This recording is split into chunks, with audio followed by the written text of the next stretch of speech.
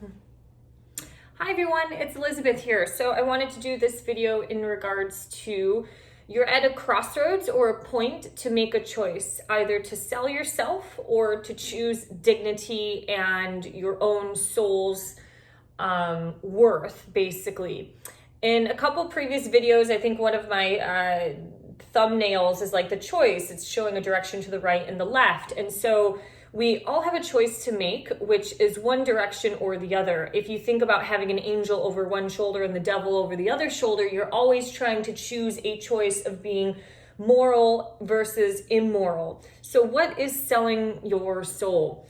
Selling one's soul through the Oxford Dictionary, a very basic understanding, is just to do or be willing to do anything, no matter how wrong, in order to achieve one's objective.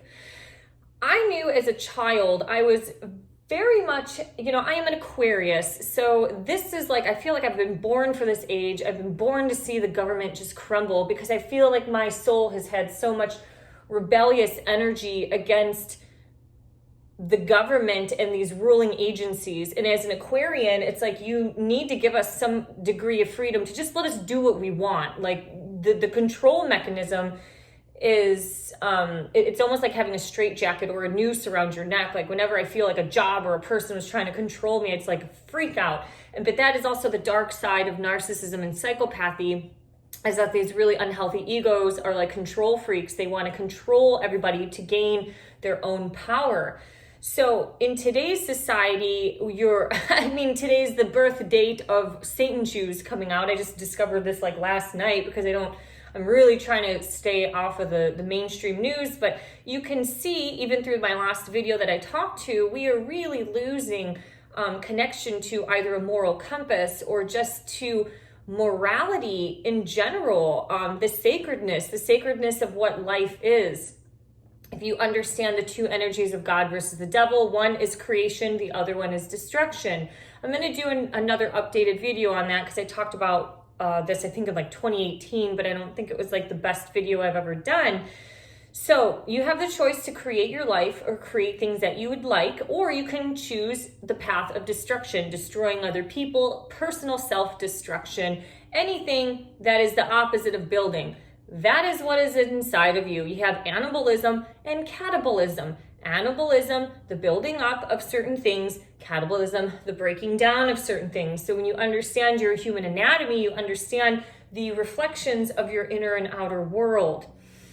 So I have a hard time. I am very stubborn with my dignity, and I've always chosen dignity in my own, self-worth over selling myself. I've been running a blog. I started it when I lived in Germany. It's a food blog, spiritual blog. The links are below. And in 2015, and I just remember I went to some subsequent blogging conferences in 2016 and 17, and I had a really difficult time at these fitness blogging conferences because there was always something there. In order to achieve the monetary gain, to gain the financial freedom to live off of your blog, you had to do something which was basically sway an opinion. And I saw this through the fitness industry. You have one girl, I can't even remember her name, but she was like the biggest Asian American girl on the internet doing pop Pilates, which is basically a spin-off of traditional Pilates. You just did it to some like pop music and make it really fun. And you know what? I saw her years ago at a fitness conference, probably in like 2012 or 13, and she was talking about how you should do raw food and all this other stuff. And then by the time in 2017, she was a spokesperson for General Mills, which anybody who's worked in fitness has long known the absolute destruction of processed food and processed carbohydrates and how that has ruined the American health. In addition, when you're looking at the genetically engineered carbohydrate with glyphosate and using GMO corn and GMO grain, you can see the linkages between the people who you work with, their health and their mindset, and the collective, just understanding the obesity. She fucking sold herself out. And I just remember, I was like, I'm done with this. And I remember at this conference, because in order to attend for free, you have to promote these companies. And I was just like, God, I I had to give these blessings to like General Mills and all these like Yoplait and all these stupid companies that I don't even have a meaning for. So in order to do something like food blogging, you can query a company and say like Prego and ask for donation or money basically to promote their product in a recipe and doing pictures or a video.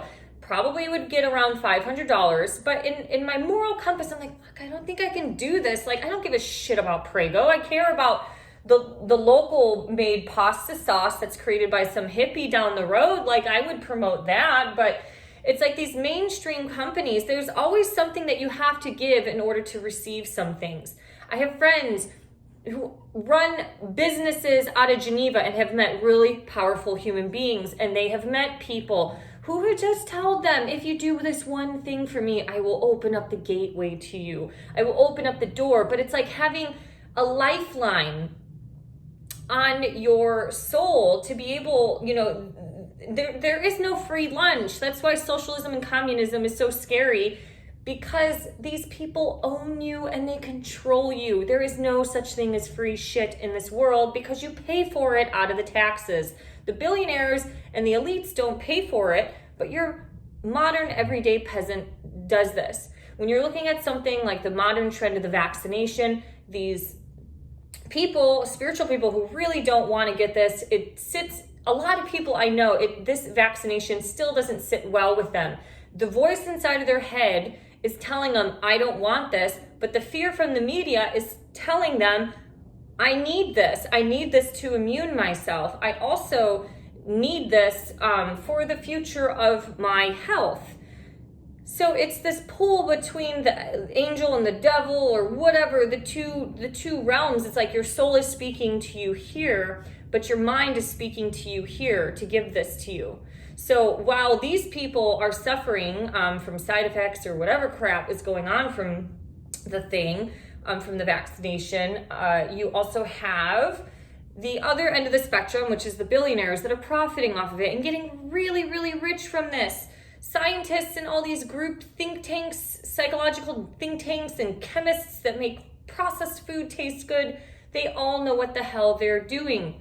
Now that we have Satan's shoes out, regardless of if it has human blood in it or not, we are at a crossroads of morality. Which one do you want to choose? For years, I've been talking about the artificial versus the natural world. Other YouTube presenters talk about the inorganic and the organic people. Are you going to choose this path of the inorganic realm, like Hollywood celebrities that are promoting a bunch of this crap and they get so much money because they sold their soul? They sold themselves. Someone owns and controls them, so they have to do the things that other people want them to do because they've received the fame, they've received the compensation.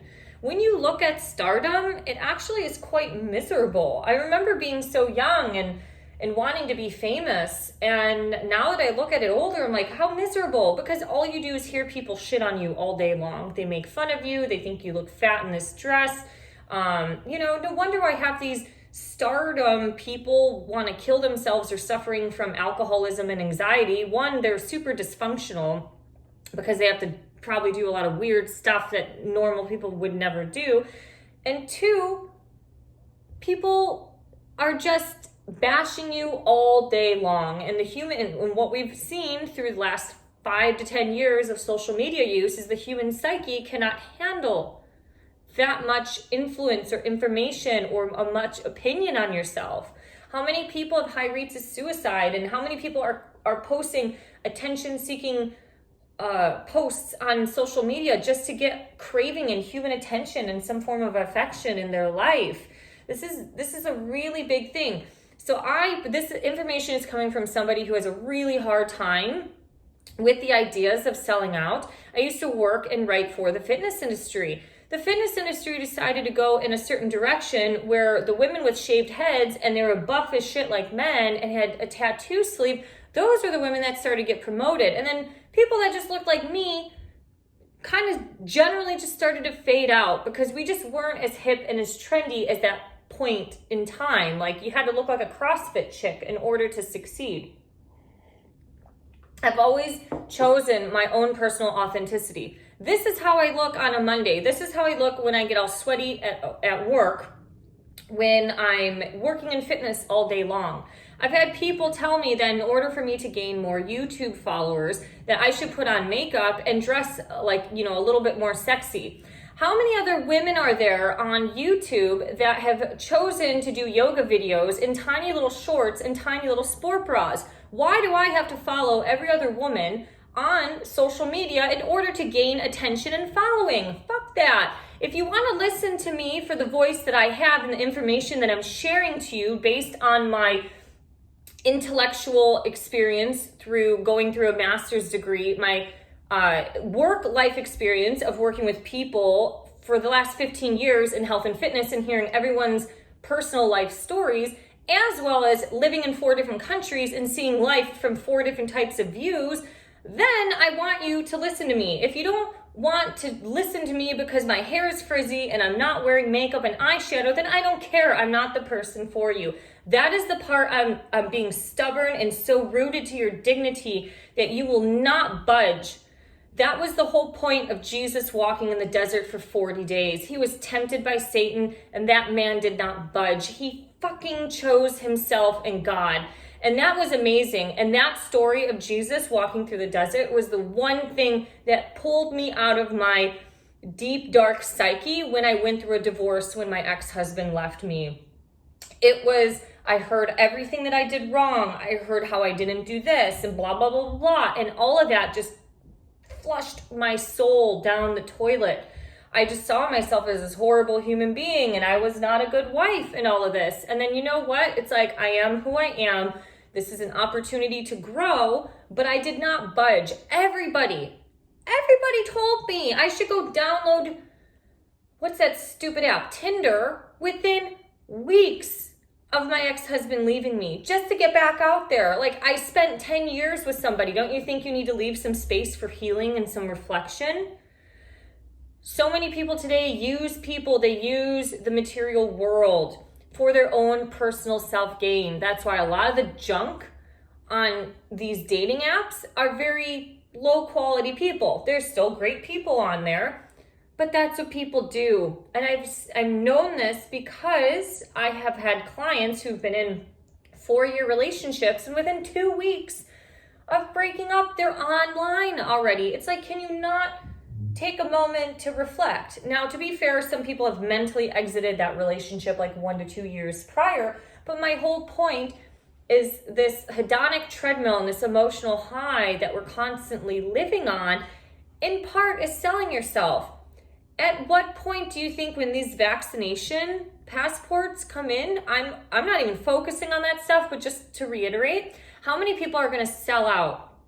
They don't want it, but they're going to sell out and get it because that gives you the opportunity to go to a movie theater. It'll give you opportunity to go on a plane.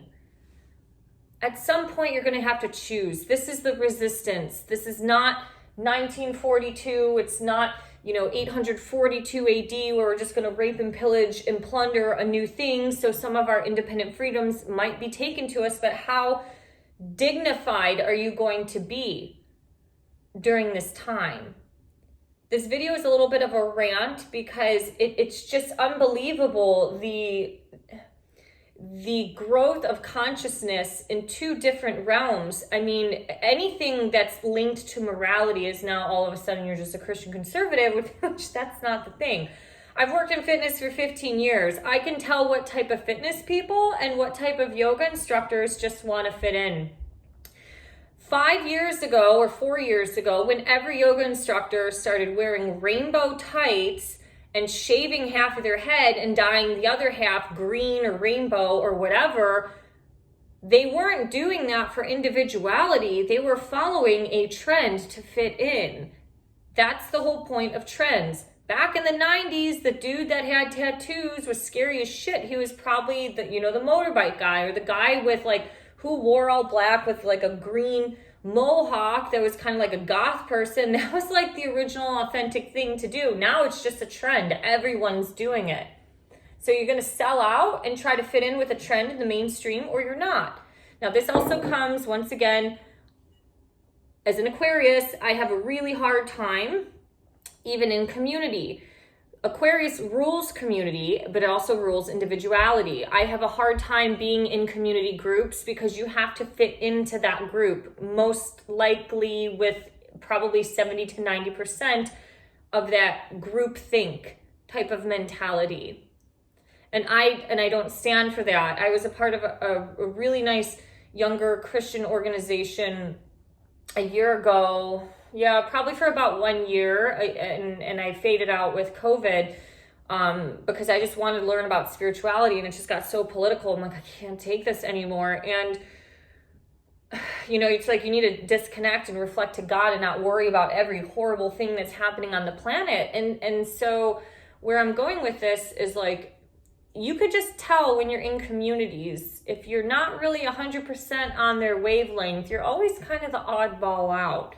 And that's kind of been the trend of my own personal story. So I'm sharing this because there are so many different ways to sell yourself. I chose to self-publish a book. I chose that. It never made it big or popular because it was promoting function rather than dysfunction, which gets promoted in society. But I chose to go the independent route because I did not want anybody to alter that experience or that voice. Anytime you go through writing workshop seminars, or you really understand the publishing industry, or you understand marketing in general, I've done videos on this about the 7 sins of marketing and copywriting. They all kind of say you sell your soul when you get into copywriting because you're manipulating the information in order to make it a buyable product or a buyable service. And it might not always be reflective upon the authentic thing or experience. And anybody who works with a copy editor when you're publishing a book, they're always going to manipulate that. One last thing I will share and then I will leave is I met somebody from a writing workshop. She actually wrote movies, and a few of her movies were bought out by Hollywood. And a few years ago, she wrote a script which was about a single dad raising a daughter. It was kind of implicative of the time. In 2016, there's a rise of single parents, but not many people would hear the voice and opinion of the single dad. You always see about the single mom. So she wanted to choose a movie up from a different angle. Well, Hollywood bought it and they completely destroyed and ripped apart the script. They kept the architectural framework of it. But what they did was they villainized the father and they made him this horrible human being. So they made him an ugly, horrible single dad, when the whole point was her movie was to come from a loving point of view, which was showing how a single dad who has can have unconditional love for his daughter, just the same way as a mother has unconditional love for her daughter or son.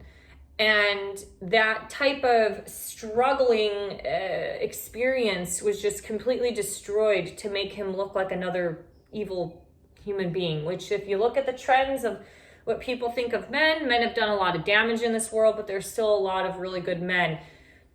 Men hold life force energy, sperm. It helps create. It can also destroy. So, we're trying to get you from destruction into creation. So you're at a point now, you're really going to have to sit down and think about this stuff. And, I'm a little bit stubborn in the sense, like, I will not sell out. I will lose my job if it gets to the point where I am being forced to do something against my will on independent health freedom. That shit should never come from anybody else, especially tech people. And I get mad about this because I've spent the last decade training tech people, and they are highly, highly dysfunctional human beings, especially the ones that go to Burning Man. They dope up with a bunch of drugs. The dark side of abundant culture out here, I cannot tell you how many Microsoft clients I've had that have told me about them going to orgies, or their coworker showed them some video of them going to an orgy while some sex party, so they were watching their wife doing it with somebody else, and it blows my mind. So those type of people should not be in control of your independent health choices. You have a choice. You can sell out for the quick short gain, or you can choose the long-term approach, which is dignity and understanding your human sovereignty, of your birthright of being free from restriction and oppression, which is the same shit that humans have been through for the last thousands of years. Thank you for liking, sharing, and subscribing. If you have comments, I'd love to hear them. This is long enough. Thanks for listening to the rant. I'll see you next time. Bye-bye.